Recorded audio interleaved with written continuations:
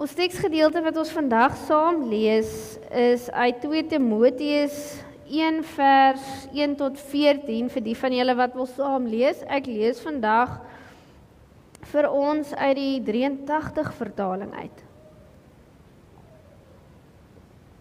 Asai. Is almal daar. Kom ons lees saam. Van Paulus. Julle sal nou sien, Paulus skryf hierdie is 'n brief aan Timoteus. Van Paulus, 'n apostel van Christus Jesus, deur die wil van God, gestuur om die belofte te verkondig van die lewe in Christus Jesus. Aan Timoteus, my geliefde seun, genade, barmhartigheid en vrede van God, die Vader en Christus Jesus ons Here. Ek dank God, wat ek nog soos my voorouers met 'n skoon gewete dien, wanneer ek onophoudelik dag en nag in my gedagtes aan jou dink.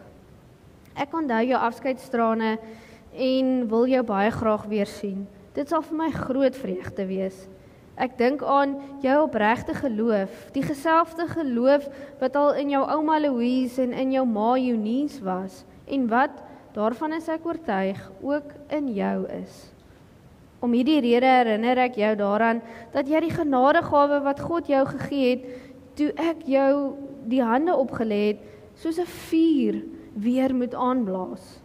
Die gees wat God ons gegee het, maak ons immers nie lafhartig nie, maar vul ons met krag en liefde en selfbeheersing.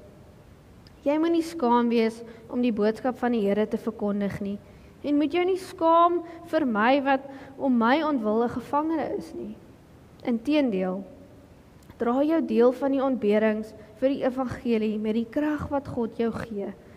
Hy het ons gered en ons geroep om aan hom toegewy te wees. Dit het hy gedoen, nie op grond van ons dade nie, maar op grond van sy eie besluit en die genade wat hy van ewigheid af in Christus Jesus aan ons geskenk het. Hierdie genade is nou aan ons geopenbaar deur die koms van ons verlosser Christus Jesus. Hy het die mag van die dood gebreek en deur die evangelie die onverganklike lewe aan die lig gebring. Van hierdie evangelie het hy my aangestel as prediker, as apostel en leraar. Om die rede lei ek ook hierdie dinge, maar dit skrik my nie af nie, want ek weet op wie ek vertrou en ek is daarvan oortuig dat hy magtig is om wat hy aan my toevertrou het tot op die dag wat hy weerkom in stand te hou. So neem die woorde wat jy van my gehoor het as 'n voorbeeld van 'n gesonde verkondiging en volg dit na in die geloof en liefde wat ons in Christus Jesus het. Wat aan jou toevertrou is goed. Bewaar dit deur die Heilige Gees wat in ons woon.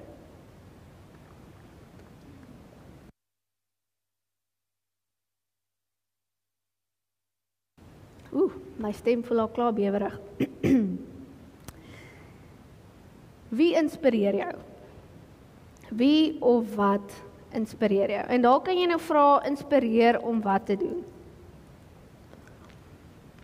Wie inspireer jou om te hoop?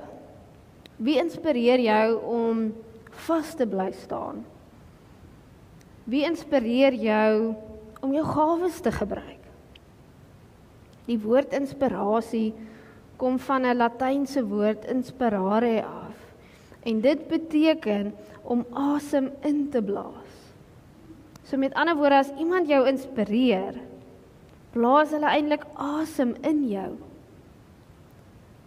So wie is daar in jou lewe wat asem in jou ingeblaas het? Dalk is dit 'n onderwyser.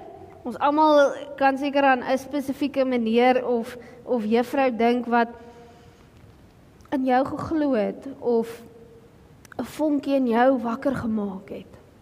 Dalk is dit 'n sportheld, julle manne wat hou van rugby, dalk daar 'n atleet wat jou inspireer het hoe hierdie persoon alles aanpak na 'n besering wie op die veld hardloop. Dalk is dit 'n ouma of 'n oupa of 'n familielid wat vir jou gewys het hoe geloof lyk. Nie deur preke nie, maar net deur om geloof uit te leef. Dalk is jy iemand, ek dink sommer nou aan Eddie, 'n musiekstuk of 'n kunststuk wat jou net inspireer om te sê, wow, hier is iemand, hier is iets ver hoër as wat ons kan dink of besef. Of wie weet, dalk is dit 'n gemeentelid wat jou bygestaan het in 'n moeilike tyd. So is daar mense in ons lewe wat ons vul met entoesiasme, wat ons meer wil laat droom, wil laat leer, doen en word. Inspirasie is nie net 'n mooi idee of 'n motiveringsplakkaat teen 'n muur nie. Dit is asem in jou longe. Dit is lewe wat binne in jou ingeblaas word. Ons lees vandag hoe Paulus vir Timoteus 'n brief skryf. Om hom te inspireer, om hom weer 'n bietjie asem in hom in te blaas. Nou, hoekom is dit nodig dat Timoteus geïnspireer word? Hoekom het hy nodig dat Paulus asem in hom inblaas? Nou, as jy van 1 Timoteus oorgaan na 2 Timoteus, dan voel jy daar is bietjie meer op die spel. Daar's meer emosies, dis meer intens. Jy lees oor trane, oor geloof, oor vertroue. En hoekom? Want die dinge het nie beter geword by Timoteus vanaf die eerste brief nie. Inteendeel, dit het nou slegter geword. Nou wat in daai tyd aan die gebeur was is, dit was nou 64 na Christus, maar dis nou baie lank terug. Rome het gebrand en die keiser Nero het al die Christene daarvoor blameer. So dit het begin gevaarlik raak vir Christene om in die publiek te kom. Eintlik om enige plek te wees. Dit was eintlik net gevaarlik oor die algemeen vir Christene. Almal het hulle verdink. Want die keiser het ons nou so gesê, dis hulle, so dan moet dit nou hulle wees. Hulle het marteling ervaar. Hulle het verwerping ervaar. Dit was selfs in gevaar vir hulle om in kontak te wees met ander kerkleiers, ander medewerkers van Paulus. So meeste van hulle, selfs Paulus se medewerkers, het besluit dalk moet hulle 'n bietjie 'n laer profiel hou.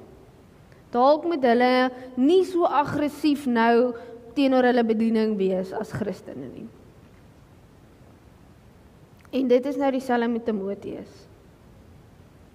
Die man is bang. Hy weet nou nie, dalk moet hy ook maar bietjie 'n laer profiel hou. Dalk moet hy nie nou te veel druk op hom plaas nie. En hy wonder eintlik, moet hy nog aangaan met hierdie? So Paulus hoor toe van hom. En hy skryf nou hierdie tweede brief om hom te bemoedig, om hom te herinner. Hy probeer vir hom sê, staan sterk, bly loyaal, hou aan wat jy doen met ywer, en onthou jou roeping wat God vir jou gegee het. Maar ons moet onthou, Paulus sit in die tronk terwyl hy vir hom hierdie brief skryf. Hulle vermoed dat hierdie waarskynlik Paulus se laaste brief is, wat hy al geskryf het. Paulus gaan waarskynlik nou sterf. En die laaste bietjie asem wat hy het, besluit hy gaan dit in Timoteus inblaas. En hy sê vir hom, moenie skaam wees om van die Here te getuig nie. Hou vas, hou aan. Nou hierdie hele situasie het my laat wonder, wat sou ek gedoen het as ek in Timoteus se skoene was? Hoe bly ek en jy geïnspireer as ons deur uitdagings gaan, as die storms van die lewe ons slaan? Hoe bly ek en jy geïnspireerd? En Paulus kom skryf hier 3 dinge 3 dinge vir Timoteus, om hom te herinner, jy kan hierdie doen. Jy kan. En ek dink ons kan leer uit hierdie 3 dinge, want al hierdie 3 dinge wat Paulus nou gaan noem, is reeds binne in my en jou. Ek en jy moet net bewus word daarvan. Ek en jy moet net weer dit aanwakker. Ons het nodig dat Paulus ook nou vandag hierdie asem in ons inblaas. So kom ons kyk wat daai 3 dinge is. Die eerste een wat hy sê is God. Hierdie 3 dinge wat hy gaan noem is soort van ankers in ons lewe. En die eerste een is God. God is die anker in jou lewe. As ons hierdie brief lees oplettend van vers 6 tot 14, gebruik Paulus 14 keer die naam van die drie enige God. Asof hy wil herhaaldelik vir Timoteus sê, God se krag is binne in jou. Jy is geanker in God, jy is nie geanker in jou eie vermoë nie, jy is geanker in God.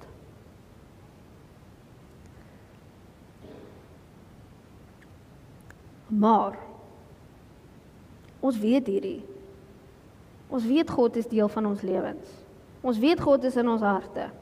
Maar wanneer daar die storms kom, dan val ons baie keer terug op oorlewingsinstink, nie waar nie. Ons wil dit beheer, ons wil ons eie geluk bepaal. Ons sal self hier deurkom. Interessant lees ek 'n artikel wat al in 2013 geskryf is van 'n sielkundige wat vir die Times artikel skryf en sy skryf oor ons kultuur en hoe dit al meer selfgesentreerd raak, ons as mens. En dis al 2013.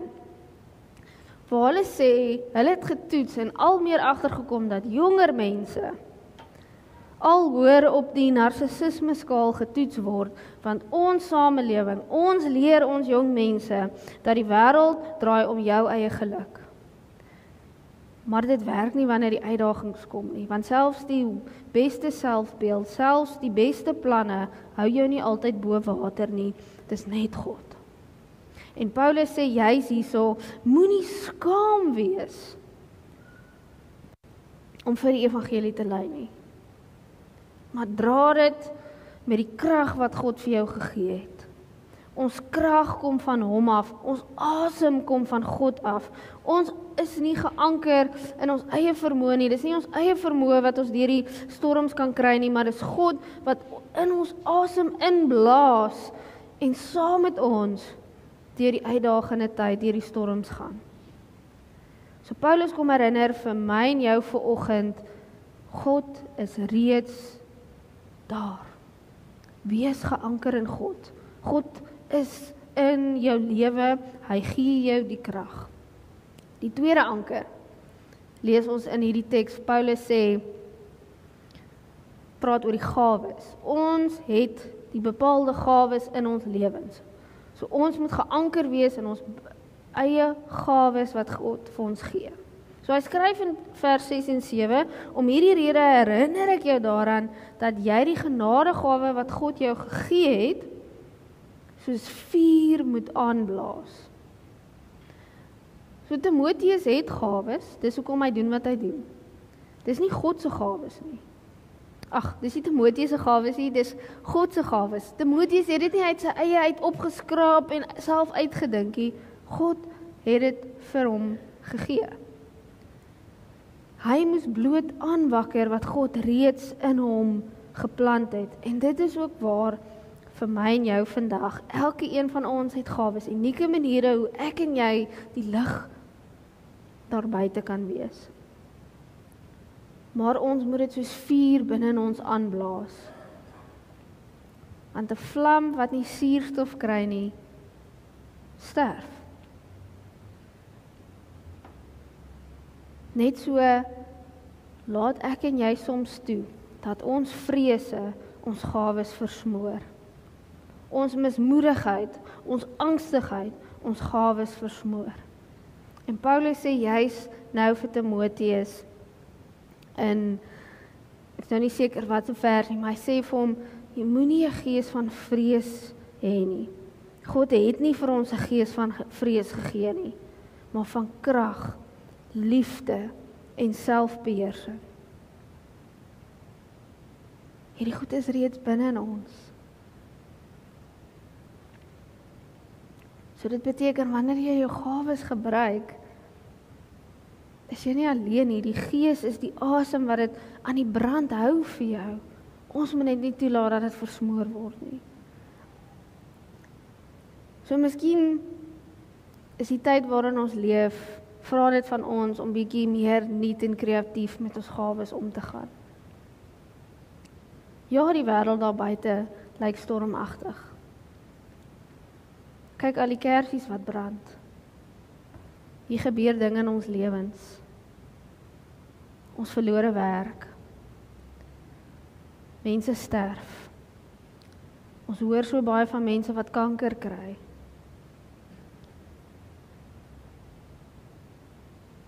Maar Paulus kom sê, blaas daardie gawe binne in jou aan soos vuur, laat God jou asem weer, dat jy kan asemhaal, laat God wees sy asem in jou inblaas. Laat die vuur binne in jou vlam vat.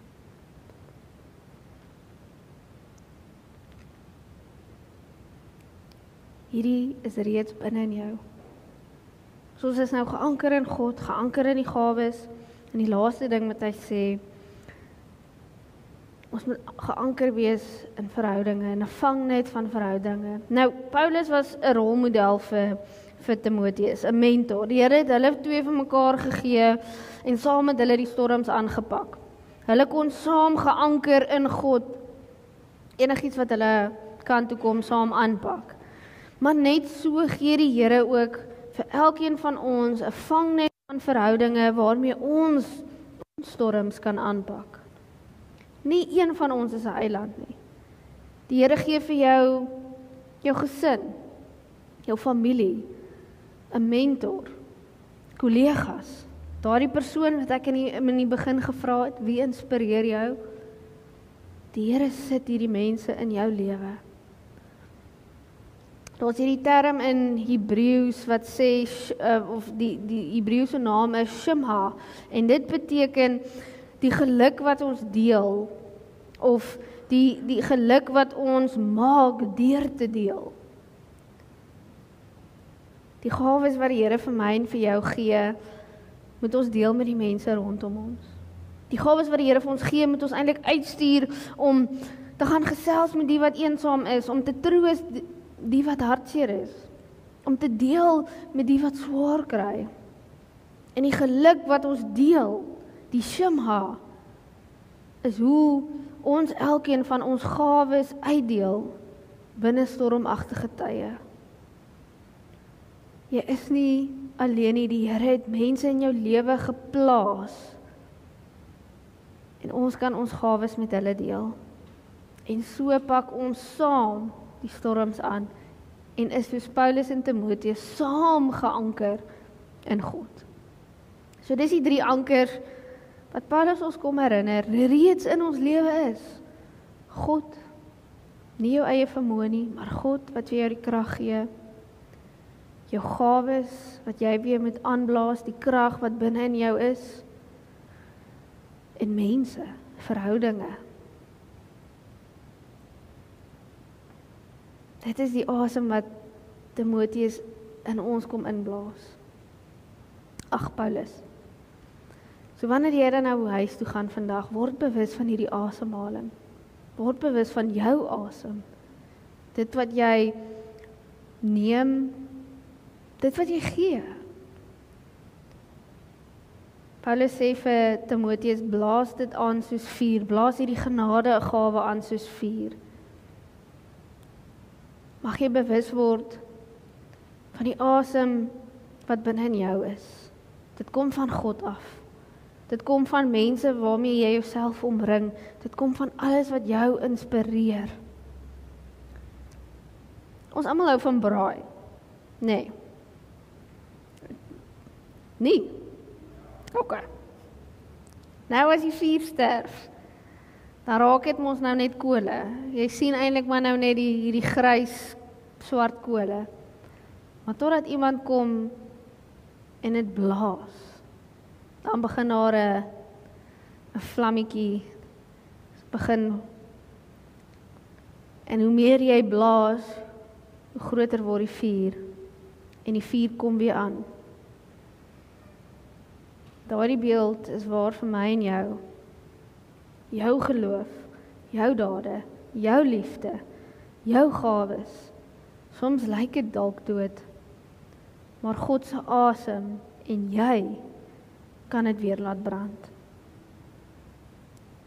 En die wonderlikste van alles is, die Here sit vir jou mense in jou lewe om dit saam met jou te doen.